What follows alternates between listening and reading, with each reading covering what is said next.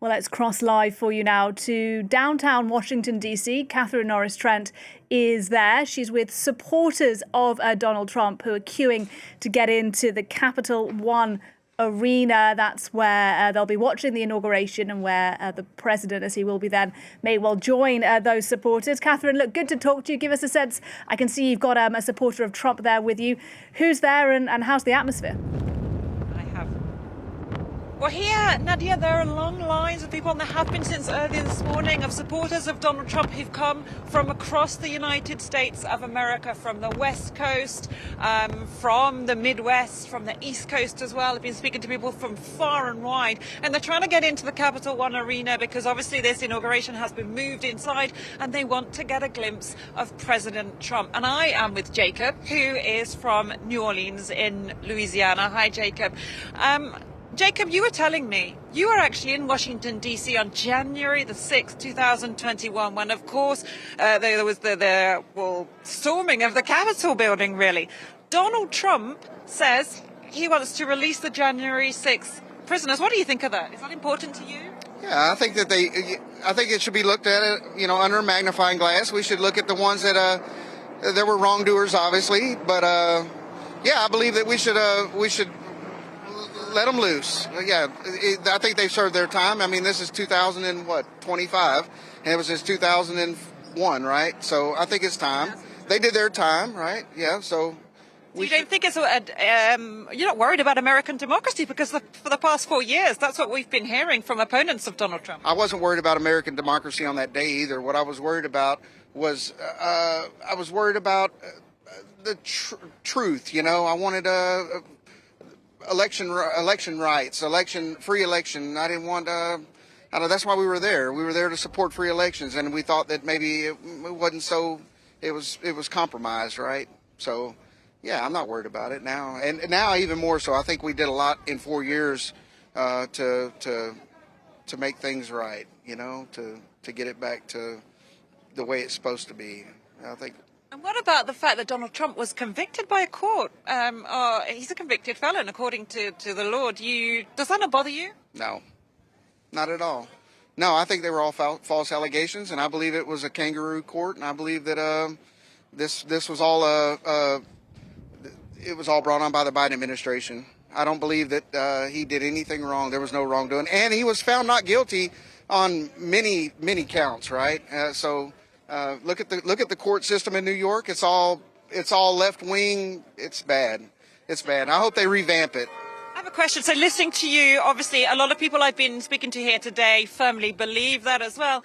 But America seems profoundly divided now. You guys are all here. You're supporters of Donald Trump. It's a festive day for you. But what about the people who just have a totally different vision from you? How can America come together? Well, I hope that they come with us. I hope that we can all come together and make our nation great together, right? We don't have anything against the left, right? We all have to have different. That's what makes our country so great, is we have different opinions. So we're able to have.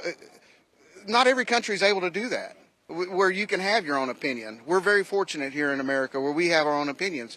So we'll come together. We'll make things work. The left, the right, we'll all come together. I believe that we have a president now that'll unite us. And I believe that our party will... The J6ers. We were just talking about January the 26th. I'm a J6 defendant. I'm here to get my dismissal. Yes. I think that's what see what I mean? So we'll all come together. I think the nation is one. We're going to be stronger, better. We're going to make America great again. I can't wait. It's going to be awesome. And really, Donald Trump is the man to bring America together again. His speech last night at the rally, he was talking, in quite aggressive terms about the left and about the Democrats. Well, we have to be aggressive right now, right?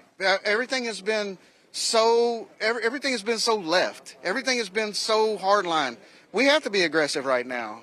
So, and it'll ease. I think as time goes on, as things start to line out, it'll ease up. But right now, we have to be aggressive. We have to do that. And I don't fault him for that, right? Yeah. So right now we have to be aggressive. So the tone will change, I think, within the next few months once everybody's in alignment and we see which way we're going to go. I think the tone will change. Even after immigration raids? I mean, he says he wants to deport some 11 million immigrants. Well, I think we should. I think we should.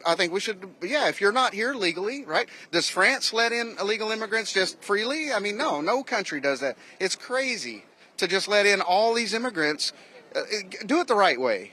We'd love to have you. Come to America. We want to give you the American dream, right? But do it the right way. Don't just don't swim across the Rio Grande and get a free ride. It's not that way. We work hard for our money. We pay taxes. We do all these things. We want you to do the same. We want you here, but we want you to do the same with us. You know what I mean? So yeah, absolutely. We welcome them, but do it the right way.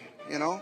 Great, Jacob, thank you so much for your time and for giving us your point of view. And we hope you get inside the Capital One Arena because the places are limited. So hey, it is otherwise what it's going to it be is. a cold day. You know what? If not, we'll be out here with all of our friends that are Trump supporters and Republicans, Democrats alike. We'll all be together and we'll celebrate turning of the page, right? Okay. Yeah. Well, have a good day, sir. Thank you for your time. So you can see the atmosphere out here. So the people here who were here on January the 6th 4 years ago and who are back here now, and there is somewhat of a feeling of yes, celebration, but also revenge, of people coming back to Washington now and taking what they see as rightfully theirs, of seeing their man, Donald Trump, back in the White House, Nadia. And, you know, that's a fascinating insight you got there from a Trump supporter who's turned out today, Catherine. And I remember, look, after he shocked the world when he won back in 2016, there was a really rather different atmosphere where you are in Washington. There was this sort of resistance movement, wasn't there, to Donald Trump? Lots of people out on the streets really, really unhappy with his win. I wonder whether you've seen any of that on your trip to Washington this time. It's so interesting, Nadia. I covered the inauguration of Joe Biden 4 years ago, and the atmosphere is completely different.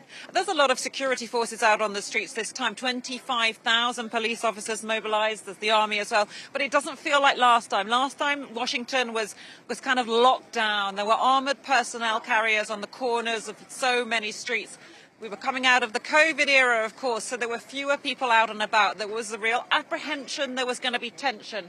At the moment, I haven't seen any of that. Our teams, we were going around Washington yesterday, my colleagues, and we saw basically one person out on the streets saying, you know, criticizing Donald Trump with a banner, accusing him of all kinds of things. And he got shouted down, booed down by the MAGA supporters. He was outnumbered. We haven't seen the protest movements.